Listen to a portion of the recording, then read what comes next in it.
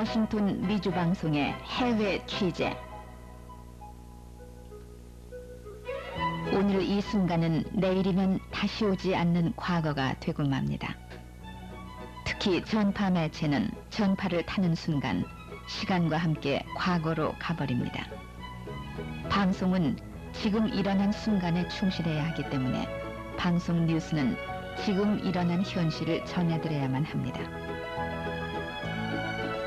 여기는 평양입니다. 워싱턴 미주 방송은 여러분이 알고 싶어하는 어떤 뉴스든 뉴스를 찾아서 움직입니다. 특히 평양은 가고 싶어도 갈 수 없는 곳. 그래서 북한 뉴스는 이산가족이나 한문 지역이라면 누구나 관심을 갖는 곳이기 때문에 뉴스원을 찾아서 이곳 평양에 왔습니다. 지금부터 여러분이 보고 싶은 것, 알고 싶은 것을 찾아서 자세히 보도를 해드리겠습니다. 평양의 인구는 200만 명이고 6.25 전쟁으로 폐허가 된 평양의 도시는 새로이 건설돼서 여러분의 집은 찾을 길이 없습니다. 다만 곳곳에 자리 잡은 고족은 보존되고 있어서 고족을 중심으로 가늠해 볼 길밖에 없습니다.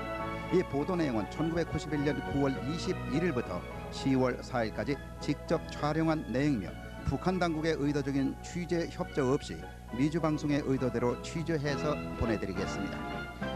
지금 보시는 이 화면은 대동강 교량으로서 6.25 때 없어졌는데 다시 재건해서 이것의 궤도차가 움직이고 있습니다. 붉은 벽돌로 지은 이 쌍둥이 빌딩이 고려 호텔로서 최신식을 자랑하고 있습니다.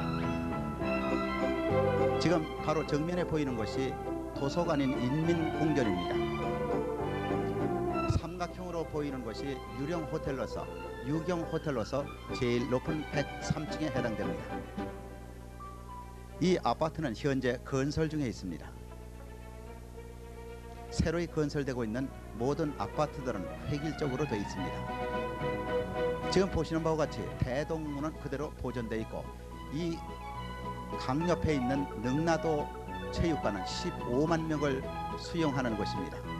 지금 보시는 이 강은 보통 강으로서 전에는 눈물의 강 또는 원한의 강이라고 할 만큼 장마가 많으면은 언제나 이 장마로 피해를 입던 곳인데 현재는 깨끗이 수리돼서 지금은 아주 편안한 강이 됐다고 합니다.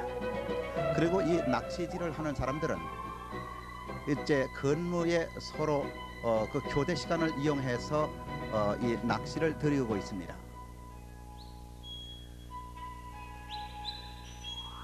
평양에는 보통강과 대동강으로 되어 있습니다.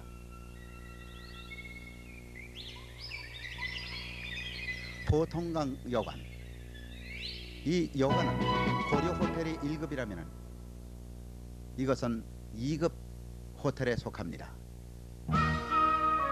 지금 보시는 이 조각은 고려 호텔에도 이런 것이 있습니다만 보통강 여관에 있는 것인데 이 호텔은 1972년에 건립됐고 이 안내원 조영석 씨는 김일성대 로서학과 출신으로 우리를 이번에 안내하는 지도원입니다.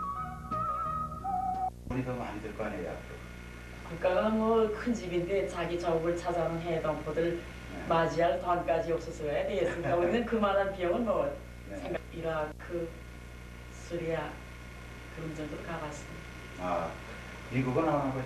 예, 미국만 가봤습니다. 앞으로 미국과 우리나라 국교가 다 맺어지면 앞으로 갈 기회도 있거든요. 네. 또 교포들 요새 최근에 많이 왔다 갔다 하는데 선생님이 초청해 주시면 한번 가실 수 있지 않겠는가? 네. 그 안테나 문제인데 이번에도 뭐 억지로 이렇게 왔잖아요. 저도 선생님이 처음 오셨다기 때문에 우리 저에 대한 오해가 많이 깊으셨던가 하고 도리어 나쁘게 생각했죠.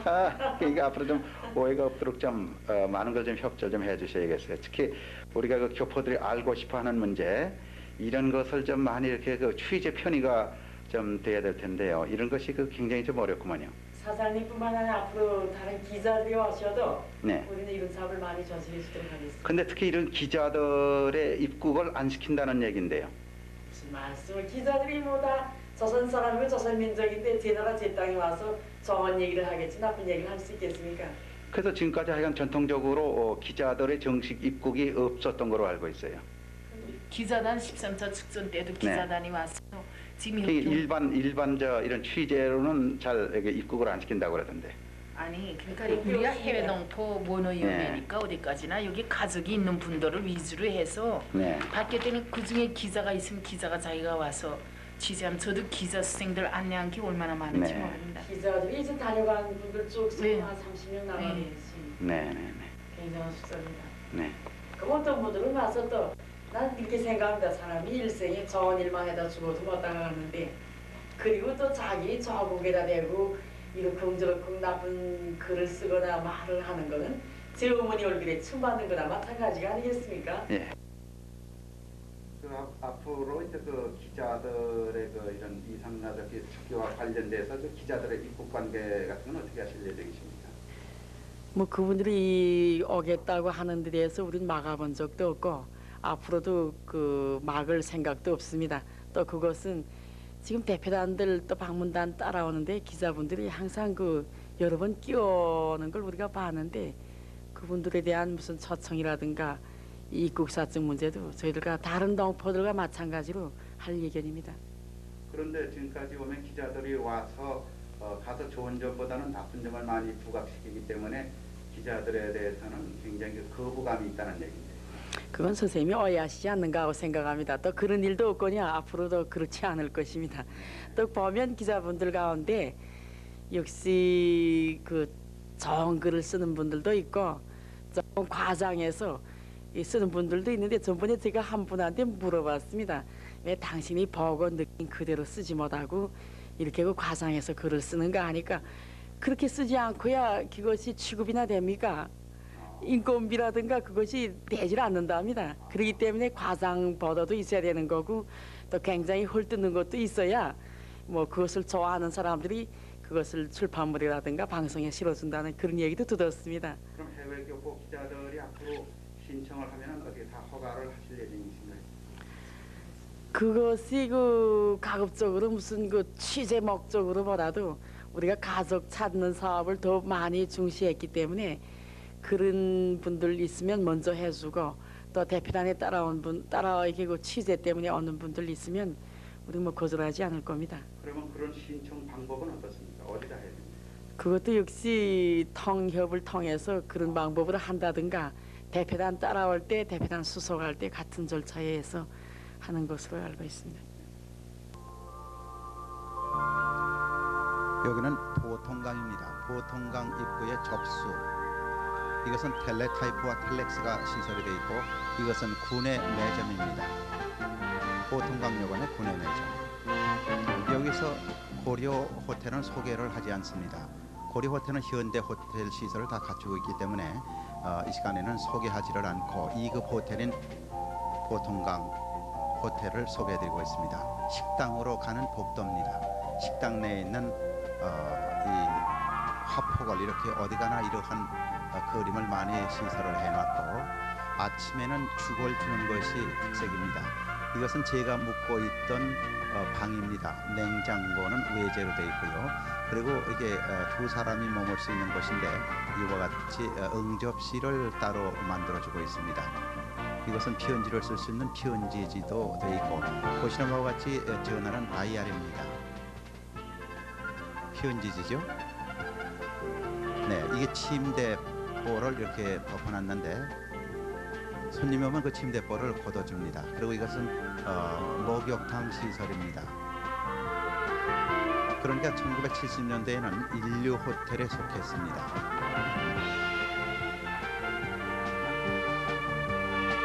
이것은 빙상관으로서 그 빙상 모자를 상징해서 만든 것이라고 합니다. 그리고 앞에 보이는 것이 체육관. 그리고 이제 방과 후가 되면 학생들의 집단 체조를 이곳 운동장에서 펼치고 있더군요. 그리고 이것은 시내인데 이제 그 작업이 시작되고 있을 때는 이렇게 시내가 한가롭습니다. 이 촬영을 어느 때 하느냐에 따라서 사람의 그 인파를 볼 수가 있습니다. 이것은 그 진남포를 가고 있는 곳에서 찍은 것입니다.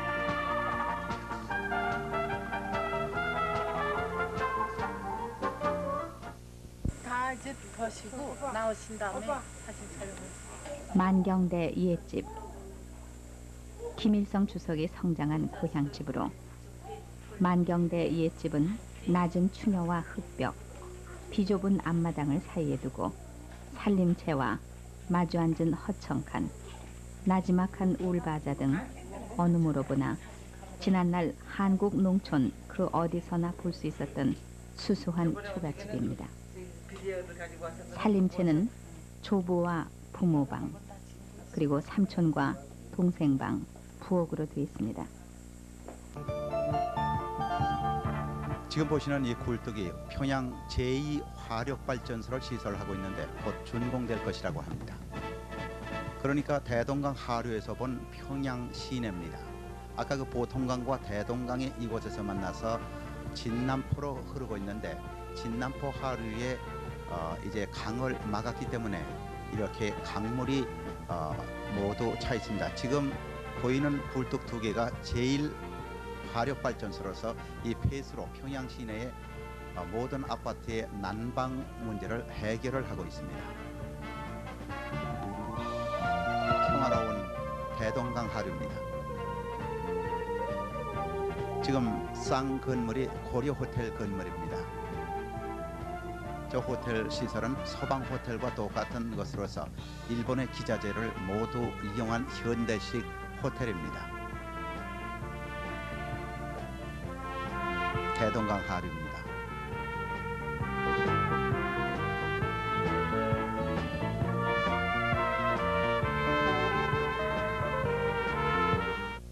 만경대 옛집에서 얼마 멀지 않은 순산벌과 갈매지벌에 있고 1982년 4월에 준공됐습니다. 부지 넓이 60정보, 유희시설은 약 50종, 하루 수용 능력 10만여 명입니다.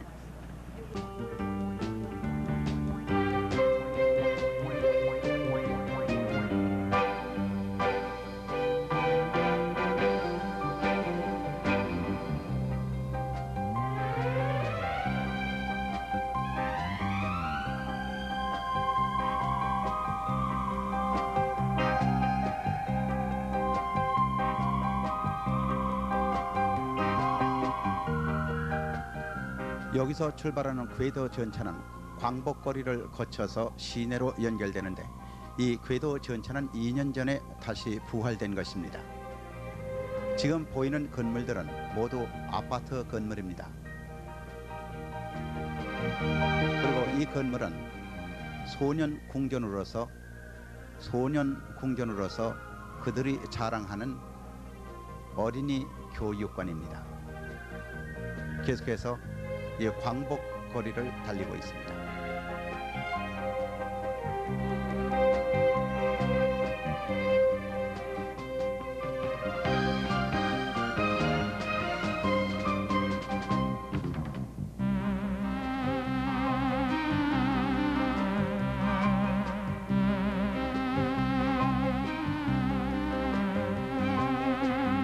이제 여러분께서는 주체 사상탑을 구경하시겠습니다. 이 높이는 워싱턴의 마뉴멘트 높이에 상당합니다. 세상을 창시하신 위대한 수령 김일성 동지 혁명 공적을 후손 만대에 기증하기 위해서 세웠습니다. 우리 인민들이 혼스입니다. 위대한 수령님을 칭송해서 지은 혼스입니다. 그래서 높이가 4m이고 길이가 15m인데 이것도 역시 위대한 수령님께서 탄생하신 4월 15일을 심장으로 노래하고 있습니다.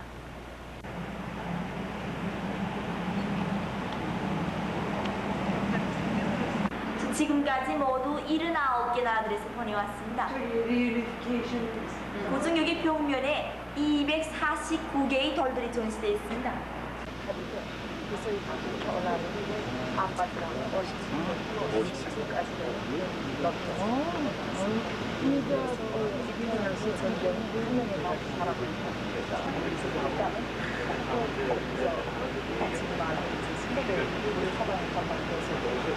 우리 수령님께서 직접 마을을 꺼주실 때 농민들이 수령님 노래 한마디 불러주십시오 하고 청을 이제 드렸죠.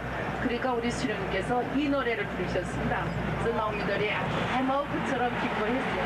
그래서 이 노래가 참 의의가 깊습니다.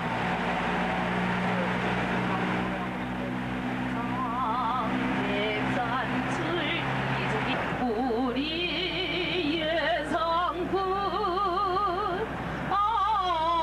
그 이름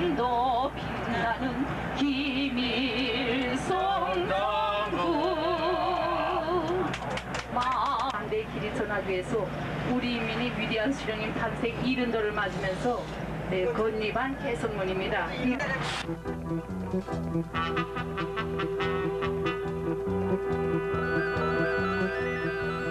앞에 보이는 건조물이 김일성 경기장입니다.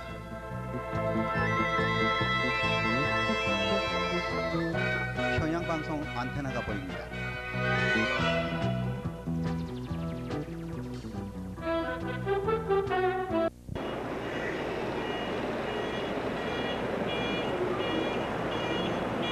기념관은 처음에 한 서너 번 왔으면 좋겠어요.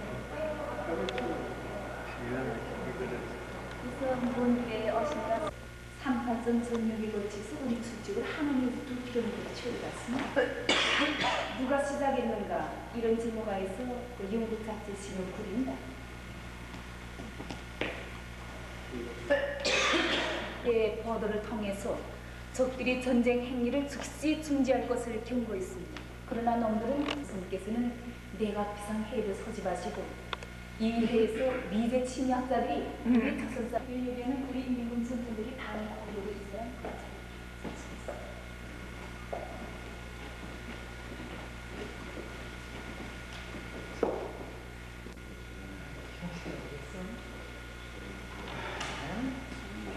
위대한 수령 김일성 스님께서는 미제 침략자들이 대평양을 지나기 때문에 빨리 감수를 하는데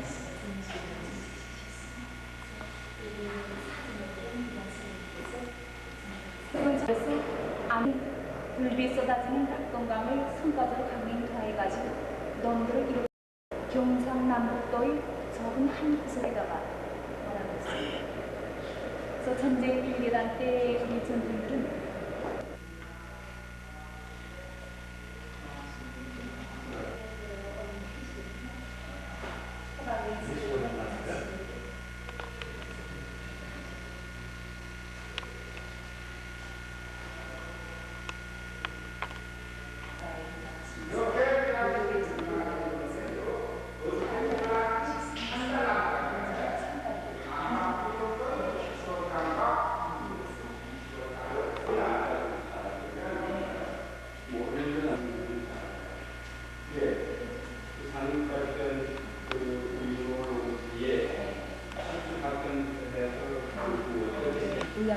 그때 철수 작전 그러니까 여기 일본부터 여기까지 1계단씩 우리가 도시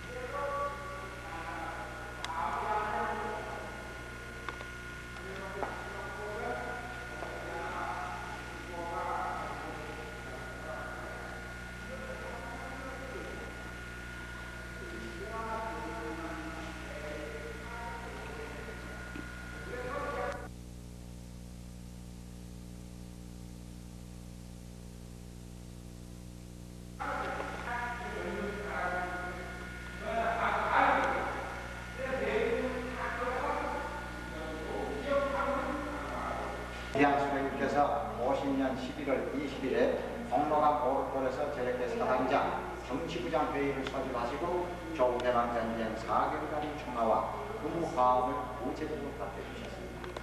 야간전과 산악전을 잘해서 격을 반드시 포위소멸하게 한다고 하셨습니다. 이날 수령님께서는 군인들에 대한 사상개혁을 잘해서 그들이 필승의 신념과 백절 부자자적을 전쟁 강아지.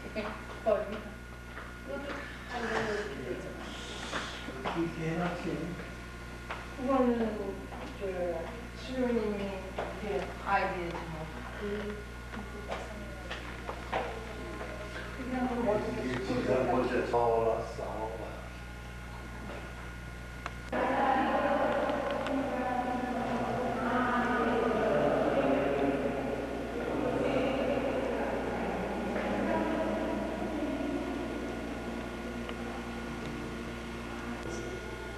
많은 것을 얻을 것이라. 그러니까 여기서는 곧참 학살 사건이 그냥서 그러니까 너희들이 있어 우리 공화국을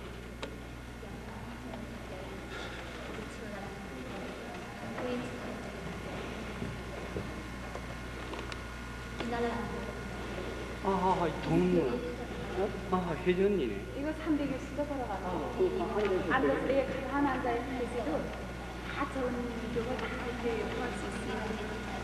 전투는 그러니까 50년 7월 20날에 7월 20일. 그러니까 우리가 방법역에서 남편 90km 해방하게 그때 지금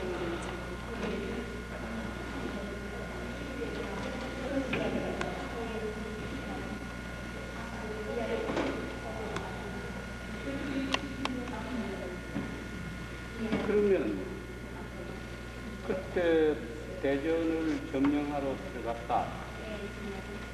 그때는 폭격을 누가 했나? 미군이 하나요? 아니죠. 그러니까 폭격보다도 우리가 일단 우리 인구 서부대가 응? 먼저 들어갔던 데가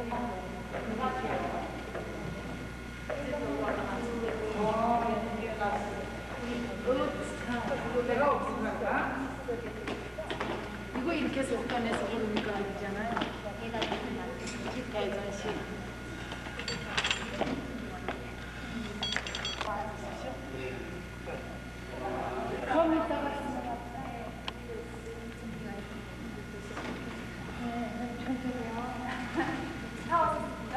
아니 어시기는 다 오셨는데 좀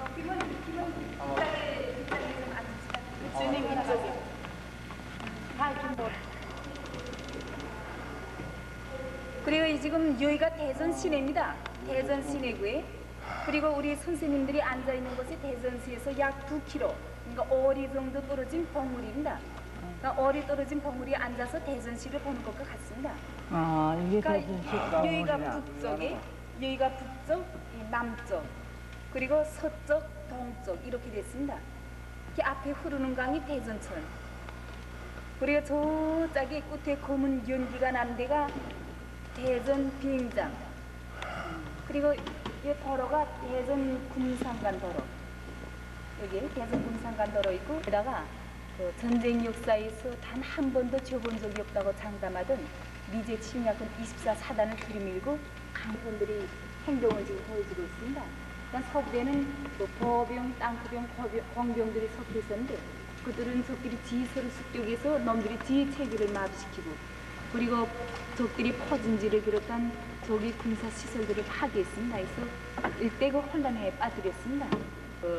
허술한 그 사병옷으로 갈아입고 도망치려다가 얼마 못 가서 우리 민군 한나어린 전사에서 이렇게 생포됐습니다. 그건 다 칭찬하더라고. 서해 가문은 칭찬 다 해. 이게 이제 농촌이죠. 지붕이 보세요. 전부 기와로 돼가 있죠. 지붕, 기와. 근데 저게 다 개인 게 아니다 이거지. 개인 건 없는 거라. 개인. 그거 그저 자기 개에서 그저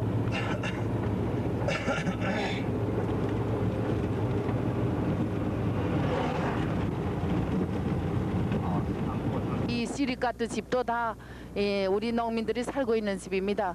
저 매 층에 한 세대씩 살고 있습니다.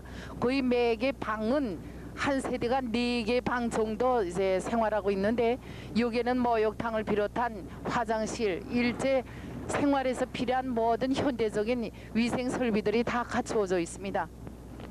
농장 대학과 농장 전문학교가 있음으로써 낮에는 밭에서 일하고 밤에는 그 대학들에서 공부함으로써 단순히 험이나 낫을 든 농사꾼인가 아니라 과학기술적으로 무장된 이러한 그 농업 일꾼으로 전부 일하고 있습니다. 그처럼 못 살던 이 청산리가 오늘은 정말 세상 사람들이 다 여기 와보고 공산주의 리상천이라고 합니다. 원인 기계를 가지고서 우리 홍이랑 개수를 몇 개를 넣고 대단한 빌어버린 평당 빌어 지서 얼마 주고 아니 얼마 주고 이문해라 이렇게 하신다고. 이거 개수는 절벽 소모가 엄청나니까 일단 2단 양수가 있단 말이야. 그 양수를 더 올려서 또 주수했다가 근데 그렇게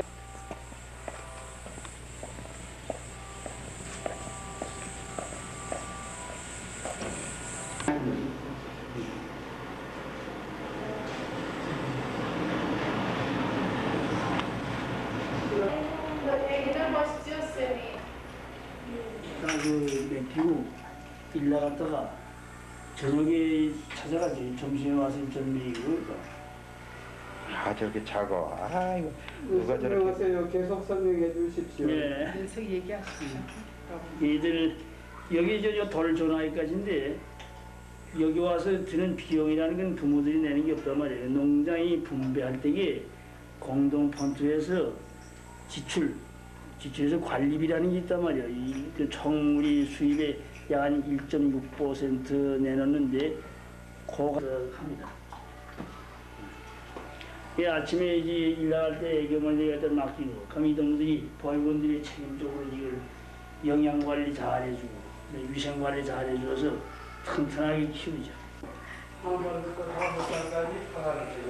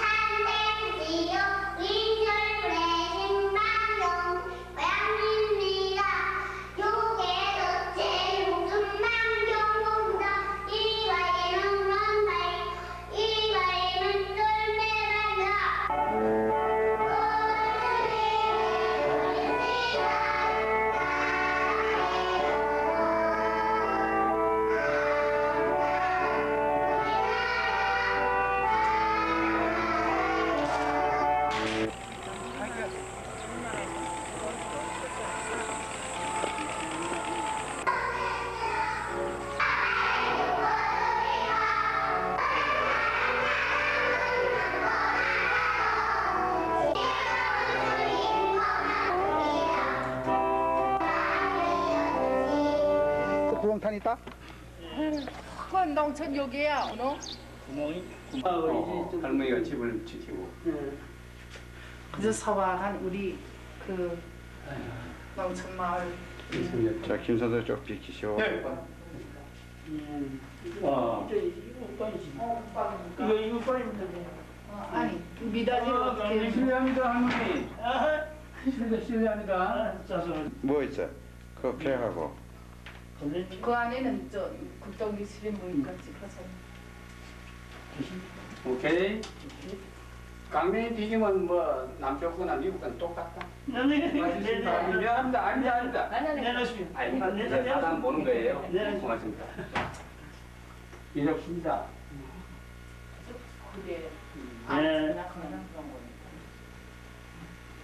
아직 도시보다 좀 떨어질 급비라는 여기서 생산하는 거죠, 뭐. 그건 다 이 동네 좋다. 한국도 뭐. 비키세요.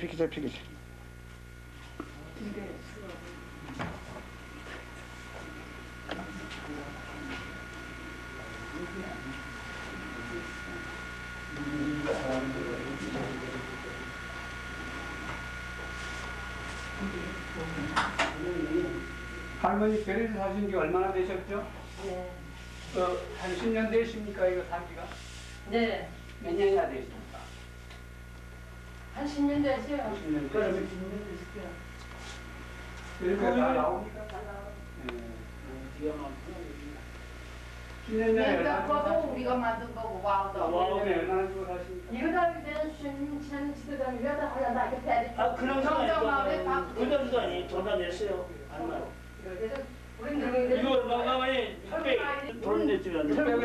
젊은 사람들이 다 하신 게 그럼 너희들이 봐봐요, 600은 뭐. 예? 흑백입니까? 흑백이 10년 전에 600 새마을 방송 말하자면 여기 우리 군에 남조선 같으면 새마을 방송 우리 군에 간 뒤에 유선방사이 600W짜리도 있단 말이에요. 남조선도 이렇게 선들들여서 거기서 그 방송 중계하죠. 매주마다 다 해야 돼서. 유선 방송밖에 없어요 라디오는? 아니 텔레비가 있으니까 있어요. 그러다 보다 라디오 텔레비 있는 얘기가 나죠. 저 방송으로 다 나오니까 아 네? 양은석. 양은서 네. 그러네. 양은서 가마라 가마.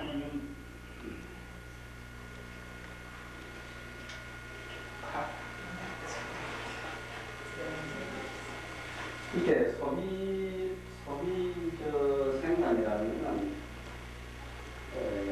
특히 필요한 것만 쓰는 거야. 저 자원유사에는 사놓고 진열을 해놓고 10년 가도 한 번 안 쓰는 거력이 수두가 그런 그 비생산적인 그 시장은 뭘 이게 허용이지. 허용이 장식품이야. 이게 허용. 책도 안 되니까 나 한마디 그렇죠. 좀 그저지 이 교육이 없으니 어렸을 때다. 나도 미국서 여보시오 요강가 살아. 난 요강 없이 못 살아. 그 있어야 되는 비생활. 내가 힘든 벤소에 하루 중에 3번 가는데 벤소가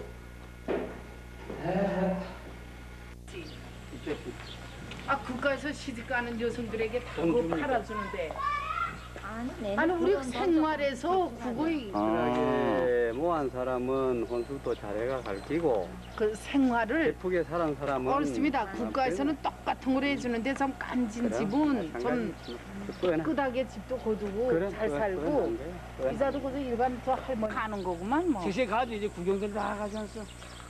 이게 집을 실어놔.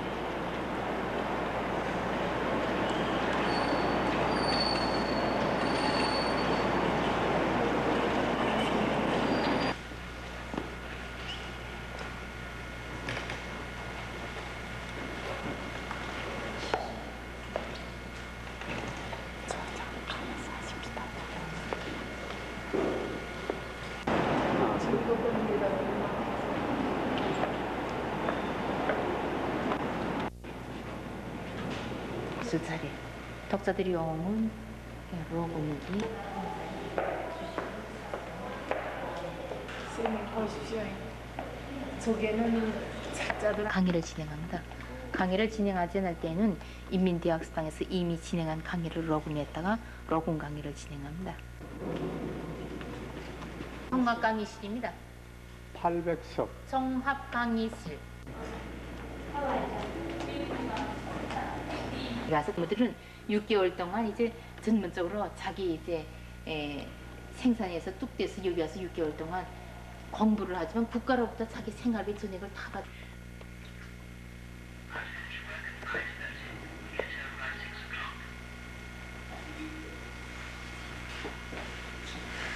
자기가 해당한 도서에 가서 보지 않습니까? 대체로 잡지랑 우리가 저 3층에 있단 말입니다.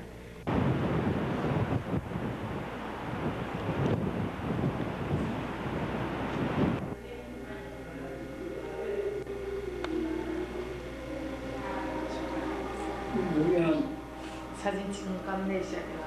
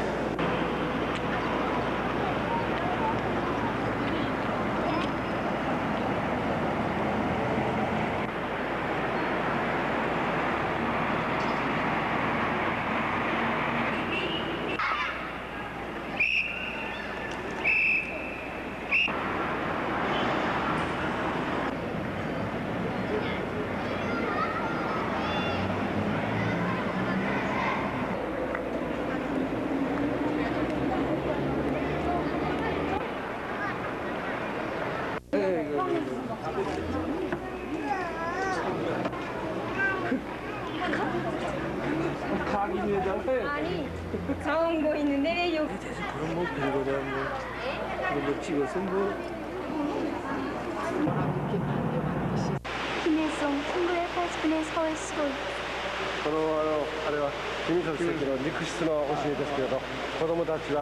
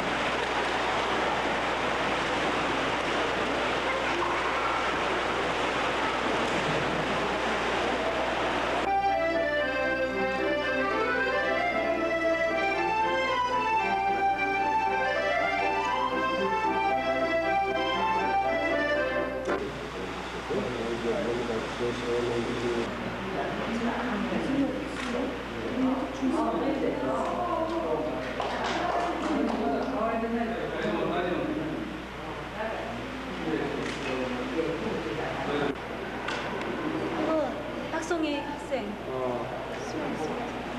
박송희 학생.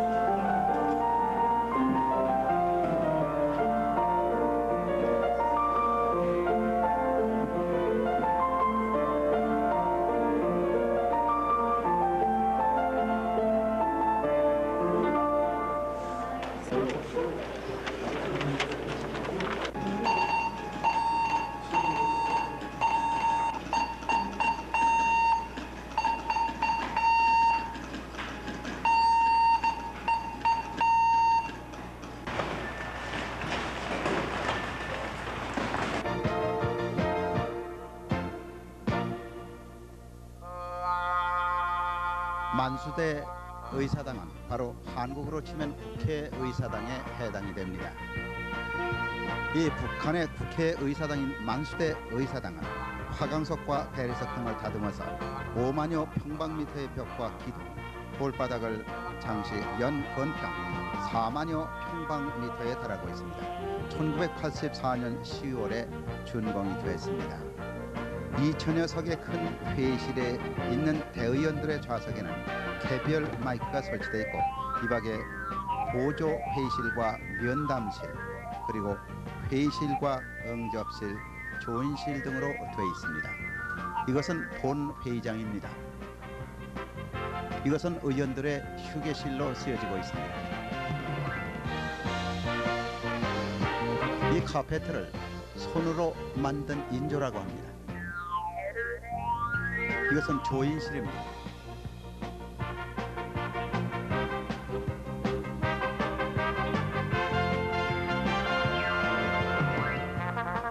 이것은 의원들의 휴게실입니다. 저 다 미리한 수용이 그 친필. 일단 제일 높은 덩어리에 장수.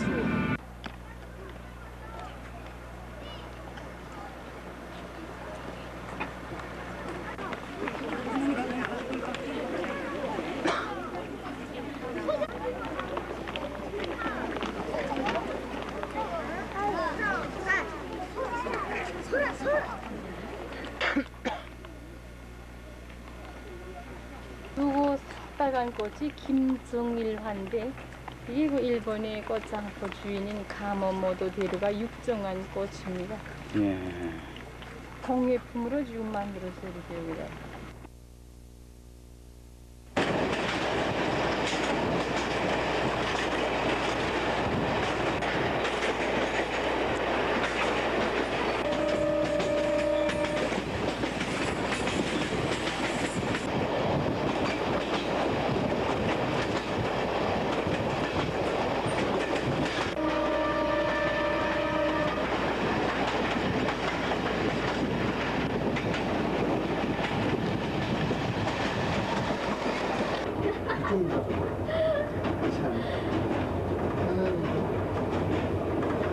가도 되죠?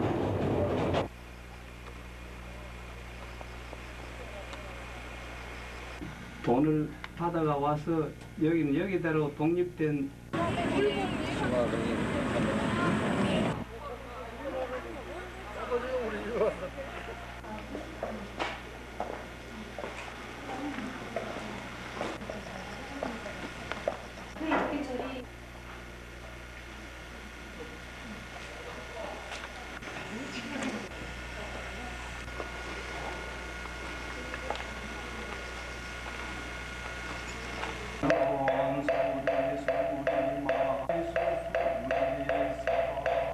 스님은 이 절에 계신 지가 얼마나 되셨습니까?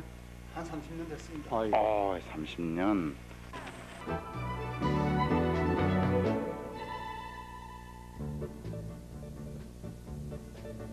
여기는 국제친선관람관입니다. 이 빌딩은 나무를 일체 쓰지 않은 모두 콘크리트로 되어 있다고 하고 문은 그려놨지만은 문은 하나도 없다고 합니다. 이것은 말하자면 구리로 만든 문으로서 두 짝인데 한 짝의 무게가 4톤이라고 합니다. 이 문이 아니라 이건 그림으로 그려놓은 것이고 이 문이 4톤이라고 합니다.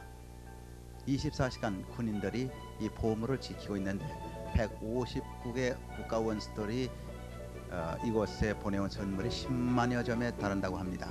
그리고 제 옆에 서 있는 분이 안내원이죠. 이 안내원들의 복장은 비로도를 모두 입었고 모두 그 얘기를 붙여보면 아주 순박합니다. 이 전람관을 지키는 군인들입니다. 멀리서 전람관. 그리고 이 건물은 유수 호텔입니다. 이 학생들이 정기적으로 이곳에 와서 수양을 하고 간다고 합니다.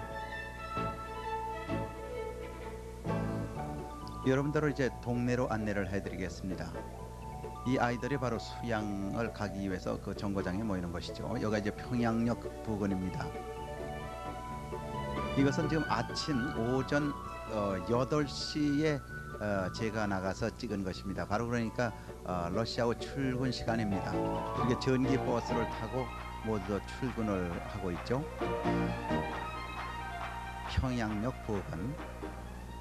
이제 여러분들을 평양의 뒷골목으로 소개해드리겠습니다. 여기가 지금 평양의 뒷골목입니다. 뭐 그렇게 분주하게 가지는 않습니다. 여기 뒷골목에는 이날도 무슨 행사가 있죠. 그래서 이렇게 모두 깃발을 달고 이렇게 영어로 전부 써봤죠. From South Korea 뭐 써 있고요. 이렇게 외제 버스가 많습니다. 이러한 버스로 외국인들을 실어 나르고 있고, 이것이 이제 그 아파트촌이죠. 이렇게 그 아이들이 이제 그 방과 후에 이 동네에서 노는 장면입니다. 흔히 한국에서 볼 수 있는 뒷골목의 장면이고요. 이 아주머니들이 어딜 가는군요. 이 자동차들은 모두가 일본제가 가장 많습니다. 그리고 북한에서 만드는 자동차는 거의 군용차 비슷하게 생겼더군요. 이 아이들이 노는 방법이 아마도 우리가 1950년대에 노는 그러한 풍경을 볼 수가 있고요. 이건 고등중학교라고 그랬는데 이것이 바로 아마 중학교 과정인 것 같고요. 우리가 배웠던 지덕체를 배우는 이런 것을 볼 수가 있고요. 그리고 이것은 학교의 벽보입니다. 이날은 제가 그 스케줄이 없었기 때문에 그냥 제 임의대로 뒷골목을 말하자면 안내원 없이 다니면서 촬영을 한 것입니다.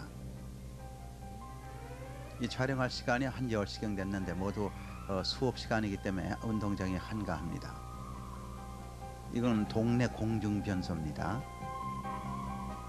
네, 이것이 이제 그 고려 호텔 부근에 있는 동네, 바로 상가라고 볼 수가 있겠죠.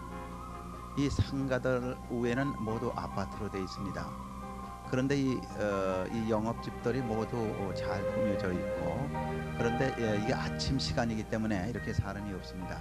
그래서 저녁에 한 밤 8시쯤 나와 봤는데 아마 이런 정도의 규모라면 서울의 명동거리만큼 사람들이 붐벼야 이런 음식점을 유지할 수 있는데 그저 가족들이 나와서 밥 먹는 장면은 많이 볼 수가 있었는데 특히 냉면집이 가장 사람이 많이 꼬이는 것을 볼 수가 있었습니다.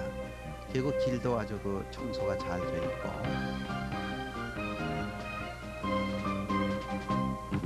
이게 네, 지금 보이는 이 사람들은 이제 여자분들인데 하수구를 청소하고 있습니다. 일반적으로 남자들이 해야 할 하수구 청소를 하고 있는데 이것을 가서 촬영을 이렇게 바짝 가서 근접 촬영을 했는데 왜 이런 것을 촬영을 하느냐고 이 청소하는 아주머니들이 이와 같이 제 카메라를 막더군요. 네, 촬영하지 말라고, 왜 좋은 걸 찍지 않고 이런 걸 찍냐고 이렇게 얘기를 하더군요. 그리고 미술 상점입니다만은 아침 10시인데도 오픈을 안 했고요. 또 이렇게 골목에는 이 교통순경이 서 있습니다만은 아주 그 엄격하게 다루고 있더군요. 이거는 뒷골목입니다. 네, 이 아주머니가 뭐 들고 지고 가는 거 보니까 아마 지하철을 타러 가는 것 같습니다.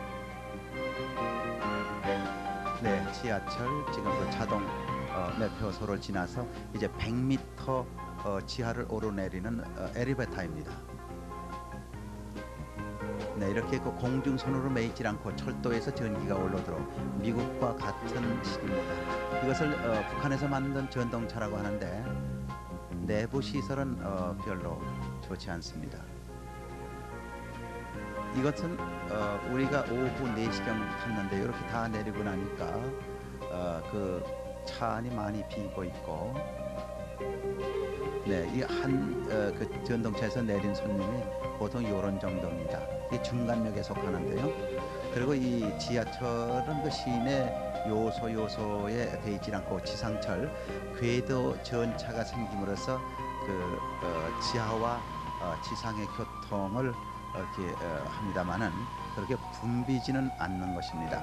그리고 이 벽화가 보이는데 이 벽화는 모두 모자이크로 만드는 것입니다. 그림이 아니라 모자이크. 그러니까 조그만 그 바둑돌 같이 생긴 거로 이렇게 벽에 붙여서 만들었는데 대부분이 일을 나갈 때는 저렇게 깃발을 들고 가죠. 지하철 내부입니다. 이 지하철의 전차 안에까지도 김일성 주석의 사진을 개영을 하고 있습니다. 지하철 승강장입니다. 이제 여러분을 서해관문으로 안내하겠습니다.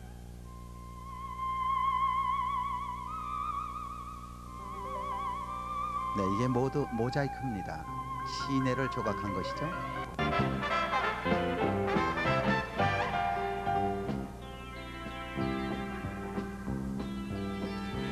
대동강 하류를 막은 공사를 남해, 그러니까 서해관문이라고 일컬어서 북한 정부가 가장 자랑하는 대역사입니다.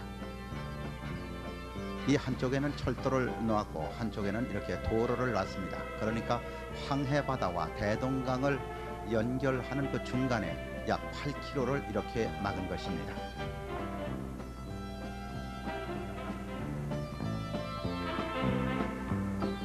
우리의 설계, 우리의 기술, 우리의 자재로서 1981년부터 86년까지 5년 동안 건설했습니다. 저희 관문 원제의 총 길이가 8km입니다. 그래서 원제를 중심으로 해서 저 우쪽이 대동강이고 이 아래쪽이 소해 바다입니다. 저희 대동강의 총 연장 길이는 450km입니다. 그리고 이 소해 바다는 6시간을 주기로 해서 만조와 간조가 진행되는데 이 만간조의 물면차가 최고 7.5m나 됩니다. 때문에 우리가 이 원제를 건설하기 전에는 소해 바다의 만조 때면 이 바닷물이 대동강을 쭉 따라서 저 평양 교해 부근까지 올라가곤 했습니다. 말 그대로 평양까지는 바닷물이었기 때문에 대동강의 물을 이용할 수가 없었습니다.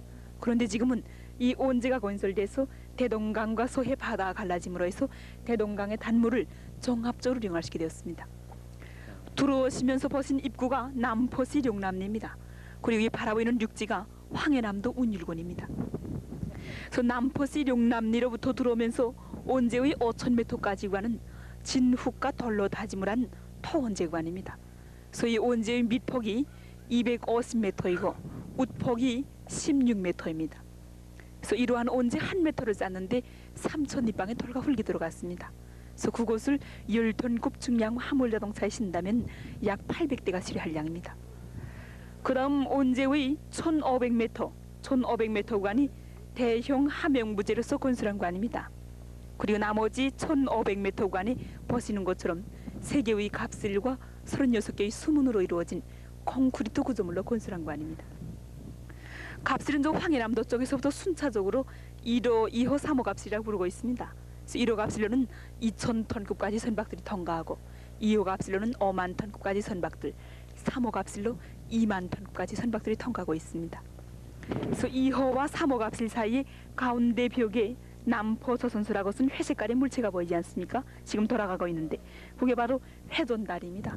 그래서 일상시에는 기찻길, 자동차길, 사람 다니는 길을 연결하고 있다가 갑실로 배가 통과할 때면 저렇게 중심을 축으로 해서 90도로 재선시켜서 배길을 열어주게 되어 있습니다.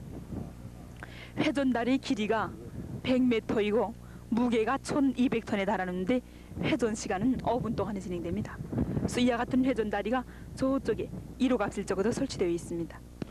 그리고 이 관문이 대동강의 하류에 건설된 특성에 맞게 36개의 수문들이 건설되어 있습니다. 그래서 이 수문들은 저 대동강의 물높이를 조절함으로 해서 홍수의 피해를 사전에 방지하게 되어 있습니다. 그래서 모두 36개의 수문을 바닷물이 쭉 나간 간조 때 동시에 열어놓으면 초당 42,000리방물이 바다로 빠져나가게 됩니다. 그래서 이상과 같은 모든 작업들이 저기 바라보이는 두 개의 탑에서 원격 조정 장치로 조작되게 됩니다. 바라보이는 건물이 정압 조정실인데 이 정압 조정실에서는 대동강 우로 올라가면서 건설된 4개의 관문과 연결을 가지고 조수지의 물높이를 조절하기도 하고 또 소해 바다에서부터 들어오는 선박의 통과를 지휘하게 되어 있습니다. 그래서 우리 건설자들은 이 갑실과 수문들을 건설하기 위해서 이 가물막 공사를 했습니다.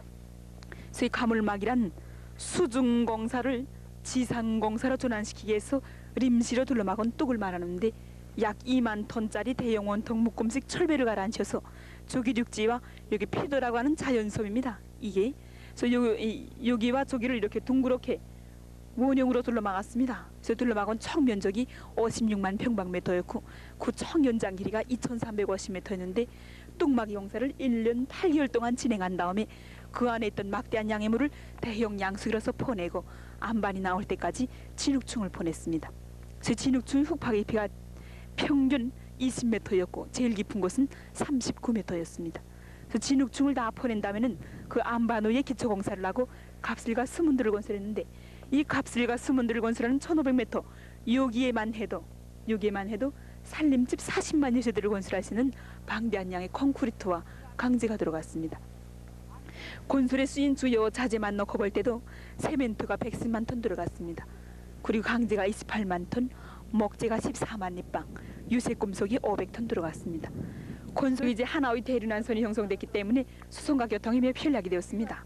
소위 건설 전에는 저 황해남도에서 남포시로 자면 이 400km를 이들어다녔는데 이제는 이 8km의 원지를 다니기 때문에 긴장한 수송 문제도 해결되게 되었습니다.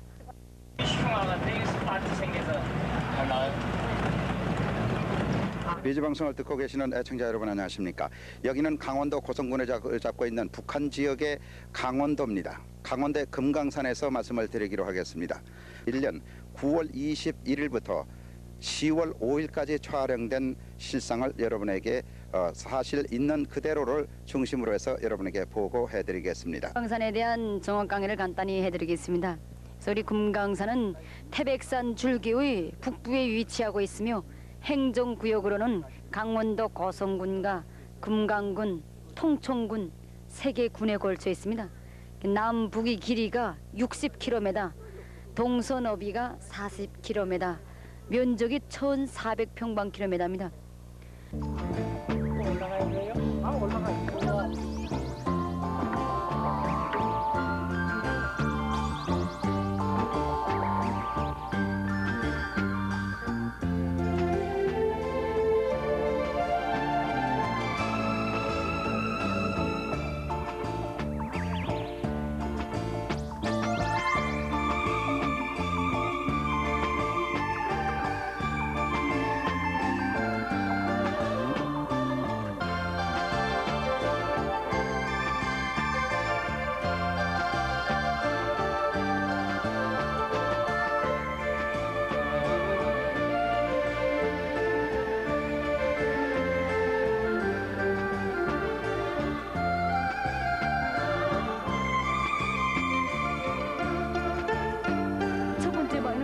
머리를 쳐들고 착 올라가는 것 같고 그 뒤에 있는 바위는 새끼곰이 선풍금을 모두 잡고 우자에 앉아서 저 마물상 쪽을 올려다보는 것 같은 감이 나지 않습니까? 새끼곰. 이제 저 바위가 올라가면서 또 다르게 변합니다. 어떻게 변하는가는 이제 올라가시면서 보도록 하십시다. 선풍금을 모두 잡고 서 있는 것처럼 보이던 바위가 이제는 토끼가 앞발을 바위에다 붙이고 저 삼서남 쪽을 내려다보는 것 같은 감이 나지 않습니까? 받친 것만 착 치워놓게 되면은 평양의 주체세상 때 뽕하가 타오르는 것 같은 감도 나지 않습니까? 스님들 주체세상 때 보셨을 겁니다. 봉이가 아기를 업고 서 있는 것 같이 보이는 바위지 않습니까? 이제 저 바위가 조금 올라가게 되면 또 다르게 변합니다. 어떻게 변하는가는 이제 올라가면서 봅시다. 어머니 뒷단 중에서 울면서 있는 것처럼 보이던 바위가 이제는 아기가 어머니 잔중에 코를 박고 잠을 자는 것처럼 보이지 않습니까? 순한 아이를 업은 어머니 바위. 저 바위가 이제 올라가면서 또 다르게 변합니다. 이거 어떻게 변하는가는 또 좀 봅시다. 독수리가 날개를 구부리고 서 있는 것 같은 감이 나지 않습니까? 독수리 바위. 이제 조금 더 올라가게 되면 이제 저 바위가 또 다르게 변합니다. 어떻게 변하는가 또 좀 봅시다. 새가 입을 맞추는 모양을 한 바위 있지 않습니까? 좌측에 있는 새는 입을 맞추지 않겠다고 머리를 쳐들고 우측에 앉은 새는 입을 맞추겠다고 다가가는 자세를 하지 않았습니까? 새가 입을 맞추는 모양을 한 바위. 그 바위에서 조금 더 내려오게 되면 우뚝 솟은 바위 우루 곰이 지금 기어 올라가려고 앞발을 쭉 바위를 그려잡고 올라가는 것 같은 모양 감이 나지 않습니까? 곰바위. 그리고 이쪽 옆에서 보십시오. 여기서 보게 되면은 그 우뚝 솟은 바위 그쪽 방향으로 개, 강아지가 지금 헐떡헐떡대면서 절벽으로 기어 올라가는 것 같은 감이 나지 않습니까? 이렇게 우뚝 솟은 이렇게 볼록 나온 거를 강아지 그 꼬리로 보게 되면은 너무나도 힘이 드니까 지금 허헉거리면서 혀를 대빨 내놓고 침을 뚝뚝 떨구며 올라가는 강아지 바위 보셨습니까, 스님? 뾰족한 바위 나란히 세 개 서 있지 않습니까? 거기서 이쪽 끝에 보이는 바위 싹 까부러진 거 보이지 않습니까? 온종리에서 사시던 할머니가 풍치마를 입고 여기까지 올라오다가 보니까 너무나도 힘이 들어서 더는 올라가기를 그만두고 지금 풍치마를 왼손으로 말아잡고 오른손으로는 바위를 짚고 올라가시려 했습니다. 올라가서 내려다 보니까 너무나도 경치가 아름답길래 더는 뭐 발걸음을 뗄 줄 모르고 저기서 저렇게 돌로 굳어지게 됐다고 합니다. 예, 허리가 구부러진 할머니 바위, 그리고 여기 물이 지금 이렇게 흘러내려오는 골짜기 맨 위에도 뾰족한 바위 나란히 세 개 서 있는데 가운데 바위 가만히 보게 되면 눈, 코, 하마 같은 입을 하 벌린 사자 같은 바위, 그리고 이쪽 옆에 두 마리 소우 같은 짐승이 있는데 그 위에 장화를 이렇게 마구 끼워서 놓은 것 같은 거 하면 하지 않습니까? 장화. 우측에 있는 거는 좌측에 있는 거는 신발 뒤축까지 다 보이고 우측에는 앞 코승이만 보이지 않습니까? 재봉공들이 볼 때는 재봉기 틀을 거꾸로 놓은 것 같다고도 이야기를 합니다. 그리고 여기 이렇게 봉우리 바위 있는 그 위에 두 개 바위가 이렇게 볼록볼록 올라오지 않았습니까? 그 천선대 쪽으로 마음씨 선량한 손님들이 구경을 가신다고 잘 갔다 오십시오 하고 새가 인사를 보내고 있는 바위, 그리고 또 이쪽 옆을 보게 되면은 저 아래 이쪽으로 조금 나가서 보셔야 됩니다. 저 아래 동그란 돌을 이렇게 탁 올려놓은 듯한 바위 있지 않습니까? 예, 소나무 살짝 조금 더 나가서 거기 동그란 돌을 올려놓은 것 같이 보이는 바위는 사람이 배낭을 메고 바위에 저 기대서 앉아있는 것 같은 거 하지 않습니까? 예. 그리고 그 착 아래 사람이 발을 그 착 밑에 이렇게 우뚝 솟은 바위가 둥이 구불구불한 사자가 발을 사람 쪽으로 턱 놓고서는 사람을 바라보고 있는 것 같은 거 하지 않습니까? 사자, 누워있는 사자 바위. 그리고 아까 독수리처럼 보인다던 바위가 여기서 보게 되면 옛날에 못 살던 그 할아버지가 물찌개를 진 것처럼도 보이지 않습니까? 물찌개를 진 할아버지처럼 보이는 바위. 그리고 저 뒤에 그 나무들 많이 우거져서 단풍이 곱게 물들은 그 맨 봉우리 위에 소나무 녹대가 두문두문 서 있지 않습니까? 사람이 자전거를 타고 달리는 것 같은 감이 나지 않습니까? 첫 번째 사람은 유유히 달리고 두 번째 사람은 많이 떨어졌으니까 지금 따라가겠다고 머리를 숙이고 지금 허리를 구부리고 부지런히 달리고 있는 그 아주 형태 아닙니까? 사람이 자전거를 타고 다니는 듯한 나무입니다. 저게 옛날에 운완 씨는 이곳에 와서 금강산은 돌이 만 가지 재주를 부리고 물은 천 가지 재령을 피우며 나무들은 저렇게 기특하게 생겼기 때문에 천하 명승이 여기 다 모인 것 같다고 시를 남겼다고 합니다. 계층으로 됐다 해서 7층암이라고 합니다. 하나, 둘, 셋, 넷, 다섯, 여섯, 일곱, 결이 7개나 나지 않았습니까? 7층암이라고 하고 그 7층암 위에도 새가 입을 맞추는 모양을 한 바 있지 않습니까? 예. 그리고 이쪽 옆에는 미를 즐기는 남성 동지가 리발대 위에 척 앉아서 머리를 깎는 것처럼 보이지 않습니까? 또 어떻게 보게 되면은 머리를 이렇게 탁 쪽진 머리를 한 어머니처럼도 보이지 않습니까? 적당한 이름들을 붙이시면 되겠습니다. 그리고 7번째 층 이쪽 좌측을 보게 되면은 강아지가 절벽으로 기어올라가는 것 같은 거 하지 않습니까? 하도 아찔한 그 7번째 층 이쪽 옆에 말입니다. 아찔한 절벽으로 기어올라가다 나니까 떨어지지 않으려고 무지개를 쓰고 있는 강아지 바위. 힘을 너무나도 줘서 꽁지가 엉치 이렇게 착 붙었습니다. 강아지 바위라고 합니다. 상 쪽을 바라보는 것 같은 거 하지 않습니까? 선생님, 이 앞에 여기 직선, 예, 뾰족한, 아니 이쪽 옆을 보지 말고 이쪽 옆을 보시라 말입니다. 이 절벽 있는 고개, 예, 투구처럼 닭뼈처럼 이렇게 쭉 올라간 거 있지 않습니까? 장수바위라고 합니다. 찍었다 놓은 자리가 있지 않습니까? 움푹 박힌 자리, 저게 바로 도끼로 찍은 자리라 해서 절부암이라고 합니다. 옛날에 우리 금강산에 밀양이라는 나무꾼 총각이 살고 하늘나라에서는 낭자라고 하는 선녀가 살고 있었습니다. 낭자는 점점 살아가면서 빼빼 마른 하늘나라에서 살기가 싫어서 이 금강산에 내려와서 경치를 부감하며 저 절부암 꼭대기 위에다가 금빛 반지 그릇을 내려놓고 그 바느질을 하고 있었습니다. 오늘 나무꾼 총각이 지게를 지고 피리를 불면서 이렇게 올라오다가 척 올리다 보니까 똑 떨어진 앵두알 같고 물찬 제비같이 아름답게 생긴 선녀가 바느질을 하고 있는 것이 있습니다. 이는 하나도 선녀가 곱게 생겼길래 그는 지게를 벗어놓고 선녀를 만나라고 올라가기 시작했습니다. 절벽이 얼마나 가파로운지 올라가다가는 미끄러지고 올라가다가는 미끄러지고 그렇게 하기를 여러 번 반복하다가 지쳐서 쓰러지고 말았습니다. 한편 손녀는 아래에서 이상한 기척이 나니까 쭉 내려다 보니 아주 환하게 잘생긴 나무꾼 총각이 자기한테 올라온 곳이 있습니다. 근데는 올라오다가 절벽이 너무나도 가파로우니까 쓰러지는 걸 보고 저 총각도 다른 총각들과 다를 바 없구나. 그러니까 사내대장부답지 못하다고 아야 그냥 바느질을 하고 있었단 말입니다. 한편 쓰러져 있던 나무꾼 총각은 안타까운 마음 하소연할 것이 없어서 자기가 지게에다 꽂아가지고 왔던 도끼를 들고 절벽을 찍기 시작했습니다. 절벽을 찍게 되면 절벽이 넘어질 게 아닙니까? 절벽을 넘어뜨려서라도 손녀를 만나보고 싶은 마음속 충동을 느꼈단 말입니다. 손녀는 사내 대장부다운 그의 마음에 반해서 날개옷을 입고 이곳에 내려왔습니다. 이곳에 내려와서 바로 선생님들이 앉았던 이 자리에 나란히 앉아서 아름다운 금강산에 대해서 빼빼마른 하늘나라에 대해서 이야기를 주고받는 가정의 사랑을 맺고 금강산에서 아주 오래오래 재미나게 살았다고 합니다. 때문에 바로 저 자리가 나무꾼 총각과 선녀와 100년 가약을 맺어서 표적으로 아직도 남아있다고 합니다. 네. 위에서 가만히 올려다보게 되면 쥐 혹은 새끼 돼지 같은 짐승이 지금 쥐가 지금 이제 옆에 바위를 넘어뜨자고 하니까 내려다보니 아찔한 절벽이란 말입니다.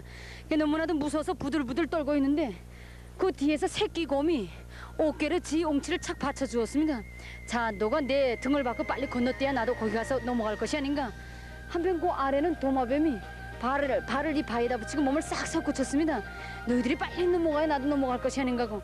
하지만은 곱이 많은 저 쥐 때문에 저곳에서 세월이 흐르는 과정에 심장이 고동들이 멈춰져서 저렇게 덜렁거려지게 됐다고 합니다. 쥐바위, 곰바위, 도마뱀바위. 풍선으로 산등으로 지금 톱날 같은 거 있지 않습니까? 사냥꾼들이 배낭을 메고 총을 메고 사냥을 하러 가는 것 같은 거 하면 하지 않습니까?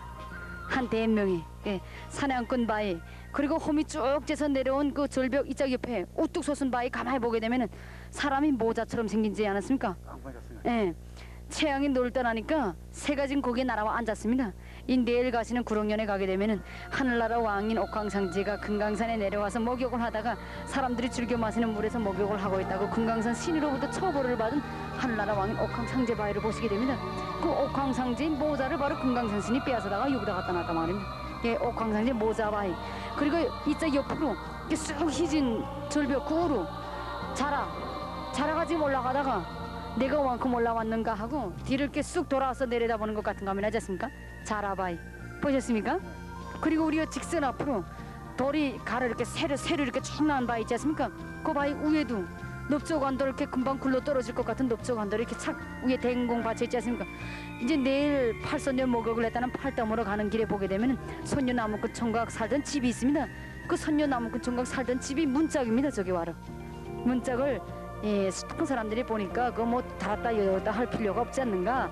이 만물상에 문짝같이 생긴 바위가 없는 것이 큰 흠이라고 하면서 여기다 갖다 진열해 놨습니다. 선녀 앉아있는 이 벼랑턱은 아래에도 절벽이고 이 위에도 쳐다보면 절벽이지만은 벼랑턱이 말 위에다 얹어놓은 안장같이 생겨서 마음 놓고 실만하다고 하여 안심대라고 합니다. 옛날 사람들은 하느님이 만물을 창조할 때 시험삼아 초 잡아본 것이란 뜻에서 만물초라고도 불렀다고 합니다. 옛날에 온화한 씨는 이곳에 와서 올라갈수록 개연 봉우리와 놀란 바위가 무리로 사람에게 대든다고 하면서 경쾌한 놈은 날 듯하고 뾰족한 놈은 꺾일 듯하고 여인 놈은 민첩한 것 같고 둔한 놈은 서로 치밀 듯한 그 천태만상의 형국을 이루 다 형언할 수 없다고 이렇게 이야기를 했다고 합니다. 여기서도 역시 누구든지 원한다면 이름 지어 붙일 수 있는 그런 바위들이 많습니다. 여기서 이제 여기 조금만 더 올라가게 되면 한 곳부 마시면 10년 젊어지고 두 곳부 마시면 20년 젊어지기 때문에 파판 늙은 노인들도 지팽이를 짚고 왔다가는 그 물을 마시고 힘이 솟아서 자기가 잡갔던 지팽이도 버리고 간다고 하여 망장천이라고 부르는 샘물이 있습니다.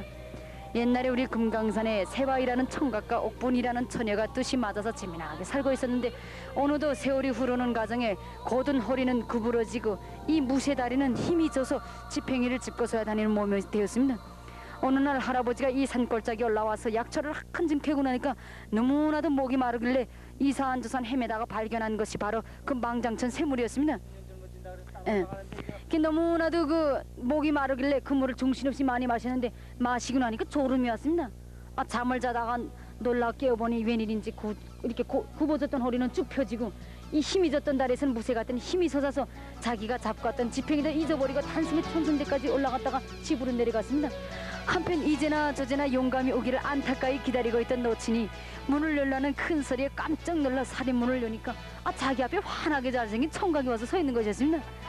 자세히 보니까 자기가 시집 올 때 신랑이 모습이었단 말입니다. 이 할아버지로부터 그 망장천 샘물을 마시고 젊어지게 된 이야기를 들은 할머니는 용감만 젊어지게 했는가 하고 나도 좀 같이 젊어져 보자고 다음날 그 샘물을 찾았는데 그 샘물을 마시러 올라오기 전에 할아버지가 여보 너 친내 그 물을 친내 많이 마시게 되면은 조그만 아이가 돼서 내려올 수 없으니까 물을 적당히 마시라고 그만큼 일렀구만. 할머니는 젊어진다는 소리에 마음이 동안지라 물을 정신없이 많이 마셨습니다. 그러니까 요만한 아이가 돼서 고를 수가 없었단 말입니다.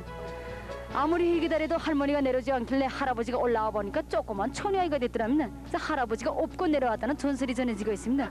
금강산 망장천 샘물을 마시고 젊어진 할아버지와 할머니는 다시 처녀 총각이 돼서 금강산에서 아주 오래오래 재미나게 살았다고 합니다. 한 잔에 10년씩 젊어지니까 석잔, 녹잔만 잡수면 한 20대 다시 장가를 가셔도 되겠습니다. 이슬망, 회장. 여기 해발 몇 메터? 네. 이거 배가 불러서 어떻게 내려가는 건 진짜 잠 오게 되겠는데.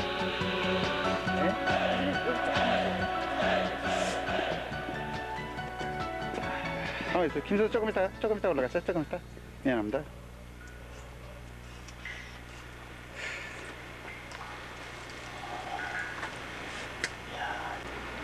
이제 여기서 조금만 더 올라가요. 봐라, 아주 다리가.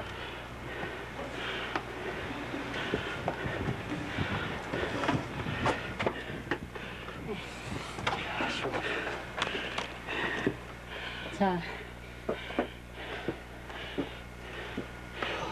아이고.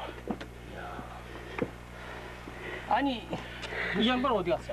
이를 싹 내려가서 여기 올라갔어. 네. 요 아래 사발만한 쿠기 구멍 2개 있는데 물이 출렁출렁 되지 않습니까? 저게 바로 사철 고여있다 해서 천년수라고 하는데 이제 내일 가시는 팔담에서 목욕을 하고 선녀들이 이곳에 날아와서 저 물에다 세수를 하고 저 앞에 요만한 크기 구멍 있는 게 분통을 놓았던 자리고 그 뒤에 요만한 구멍 있는 곳이 연지를 놓았던 자리고 입술 연지. 이저 옆에 바위는 내려가서 만지게 되면 매끈매끈하게 생겼습니다. 그 경대처럼 생겼다 해서 경대바위라고 하는데 하늘의 선녀들이 팔담에서 목욕을 하고 이곳에 내려와서 저 물에다 세수를 하고 화장을 하고 비파를 타면서 춤을 추다가 날아가는 곳이라 해서 천선대라고 합니다. 여기까지 해발고는 936m입니다. 이 앞에 봉우리가 우의봉, 선녀의 날개과도 같이 생겼다. 우에서 우의봉, 노회봉, 그리고 이 뒤로 천진봉, 천주봉, 천녀봉, 1292m나 되는 이 5개의 봉우리들이 병풍처럼 둘러서 있고 칼등 같은 등말기가 그 무엇에 뭉텅 잘려져 나간 것 같은 이 전망대가 이 중가운데 있어서 이 만물상의 경치를 부감할 수 있게 하는 좋은 전망대라 되어 있습니다. 여기서 보게 되면은 멀리서 보면 온갖 개이한 물령들을 대는 대로 쌓아놓은 것 같고 가까이서 보게 되면 나라 이름난 시인인 박세당이 이곳에 와서 1만 송의 연꽃이 피어 이슬에 씻은 얼굴을 드러낸 듯하고 일천자로 창을 꽂아서 소리 어린 날창을 세워놓은 것 같다고 했습니다. 또한 옛날에 온완 씨는 이곳에 와서 우주의 온 아름다움이 이렇게 한데 모여 자리 잡은 위대한 미의 천연의 집단 속에 고름마다 황홀하여 감탄하던 것들도 이젠 그만 입을 다물었다고 하면서 인류 역사 1000만년의 1000만 마디 말들은 부끄러워라 말과 노래 끊어진 것에 금강산이 솟아 있다고 했습니다. 여기까지 해발고는 936m입니다. 저 아래로 보이는 봉우리가 관음연봉이고 그 뒤에 있는 봉우리가 집선봉, 채하봉, 장군봉, 그리고 여기서 저 뒤를 돌아보게 되면은 저기 맨 뒤로 보이는 맨 뒤로 그 미미단 능선 같은 봉우리 있지 않습니까? 그게 바로 금강산에서 제일 높은 봉우리인 비로봉입니다. 비로봉 맨 뒤로 미미단 능선 보이지 않습니까? 맨 뒤로 그게 바로 금강산에서 제일 높은 봉우리인 비로봉이라고 합니다. 저쪽 옆에 가서 찍게 되면 더 구체적으로 찍을 수 있습니다. 저쪽 옆에 가서 좀 구경합시다. 네.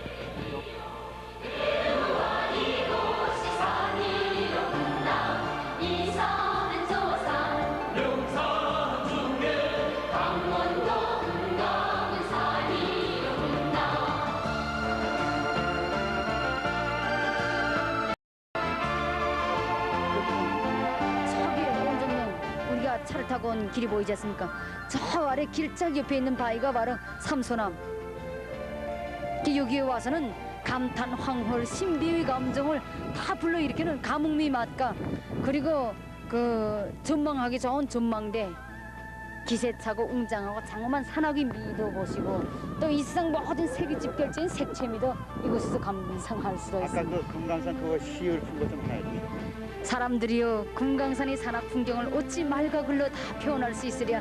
눈으로도 미처 다 보지 못하거늘 어찌 입으로 다 말할 수 있으랴. 금강산의 대자연을 알려거든 여기 와서 보시라.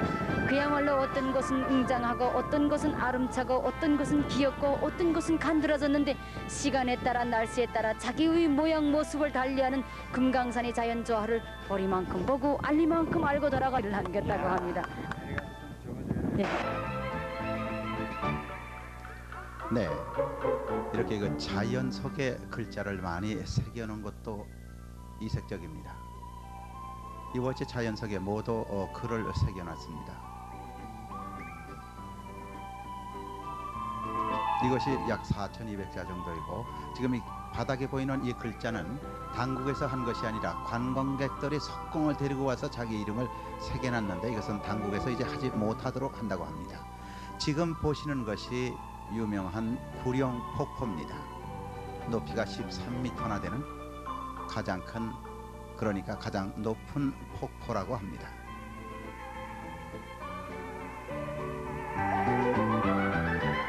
이 폭포 위에 19개의, 그러니까 9개의 이런 그 군웅지를 통과해서 이곳에서 쏟아진다고 합니다. 그리고 저 글자를 새길 때는 사감기로 새긴다고 했습니다. 그리고 그 와이어로 붙잡아 매놓고 그곳에서 아예 기계로 저렇게 바위 위에다가 글자를 새긴다고 했습니다. 이 맨 위까지도 사람이 올라갈 수 있는 철사다리가 준비되어 있습니다. 그러면은 이 구룡 폭포를 한눈에 볼 수가 있습니다. 아주 장관을 이루고 있습니다.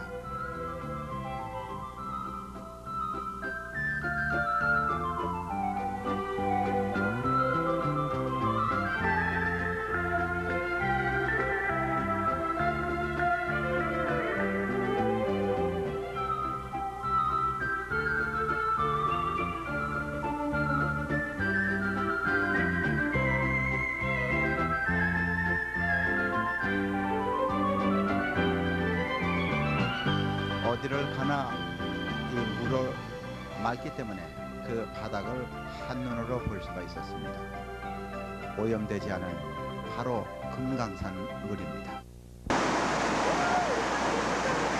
어항상 사람들이 따르고 훈무하는 친애하는 지도자 동지 조남과 함께 칭송 글발을 금강산의 천연바위에 새기기 위해서 작년에 새겼습니다. 저 글은 한 글자의 친애하는 지도자 동지 조남 한 글자의 길이가 15m, 높이 10m, 주체의 향도성 그 칭송글발 한자의 길이는 12m, 높이가 8m나 되고 해의 깊이가 1m나 되는 문자 그대로 만연되게 된 기념적 글발입니다.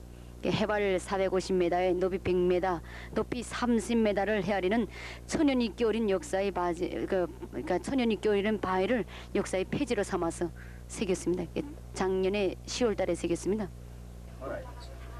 우리들은 위대한 수령님과 혁명 일가분들의 사적을 길이 전하기 위해서 금강산 천연바위를 저렇게 역사의 폐지로 삼아 67개의 장소에 4,200여 자의 만년되게 글발을 새겼습니다. 그 옆에 바위가 달갈처럼 생겼다 해서 달갈바위산이라고 하는데 그 바위가 두 개로 이렇게 갈라지지 않았습니까? 보시는 이 호수가 옛날에 어떤 왕이 하루 동안 널려가 왔다가 호수 경치가 하도 아름다워서 3일 동안 널고 갔다고 해서 3일포라고 하는 호수입니다. 우리 3일포 호수는 우리나라에서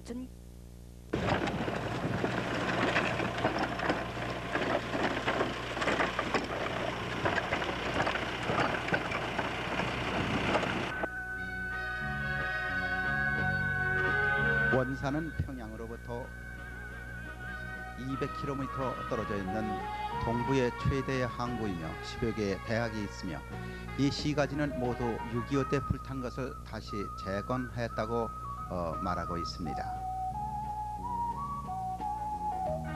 이 촬영은 이곳에 있는 송도원 호텔 막루에서 찍은 것입니다. 교통경찰관 차가 벤츠 차로 설치가 되어 있는 것이 이색적입니다.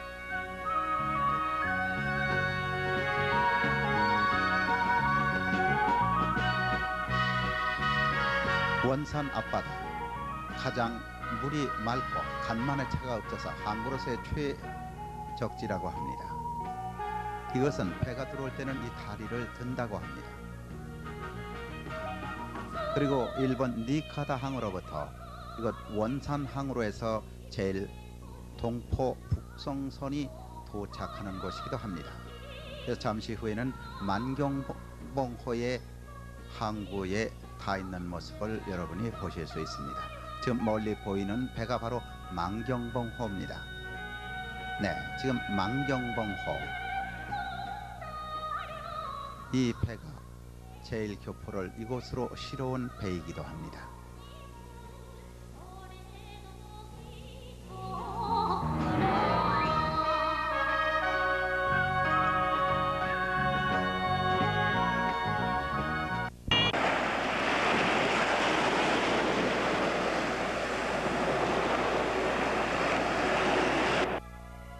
원산이 고향인 분은 잊을 수 없는 송도원 해수욕장입니다. 자나깨나 잊지 못하는 고향, 바로 여러분이 즐겨 놀던 송도원 해수욕장입니다. 이제 다음에는 6.25 때 인민군 종군 기자로 한국에 와서 빨치산 활동을 하다가 체포된 미전양 장기수 35년간의 징역살이를 끝낸 이인모 가족 댁을 방문해서 직접 알아보겠습니다.